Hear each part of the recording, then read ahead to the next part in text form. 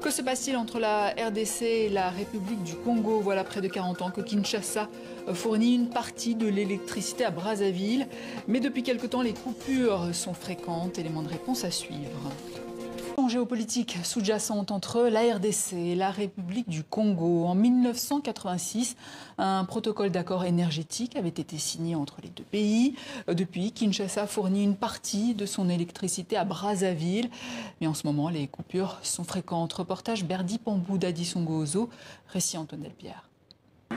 À Brazzaville, ce n'est pas la première fois que le courant ne passe pas. Mais ces derniers jours, les coupures d'électricité se multiplient. Ce qui nuit gravement à l'activité d'Armel, par exemple. Ce jeune entrepreneur propose des services informatiques, d'impression et de photocopie. On a l'électricité parfois le matin, parfois jusqu'à 12h, 13h, il y a coupure et jusqu'au soir, souvent, vraiment ça nous pénalise.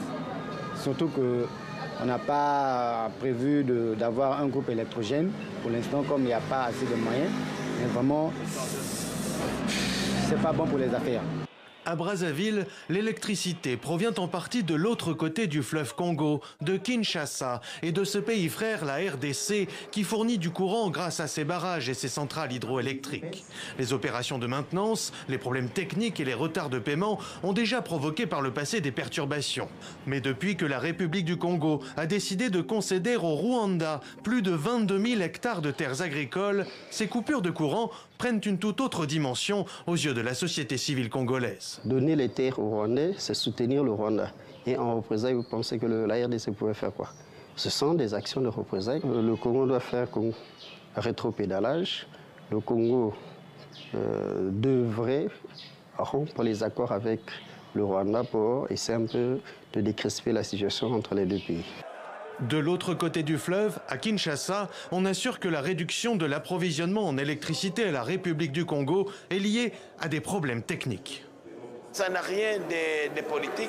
C'est vrai nous ne voyons pas de bon œil que les Rwandais puissent acheter des terres juste en face de la ville de Kinshasa, le long du littoral du fleuve Congo. Cela nous inquiète. Le Congo-Brazzaville est souverain comme pays de donner à qui ils veulent des concessions foncières, mais cela quand même nous met en méfiance et nous avons mis tous les moyens pour surveiller ce que les Rwandais sont en train de faire de l'autre côté de la rive. Pour expliquer les coupures, l'ancien ministre de l'Énergie et des Ressources hydrauliques, aujourd'hui député membre de la majorité, rappelle les besoins plus importants en énergie de Kinshasa, qui subit elle aussi régulièrement des délestages. Dans les deux capitales les plus rapprochées du monde, les habitants partagent un même quotidien, marqué par les coupures de courant et l'incertitude.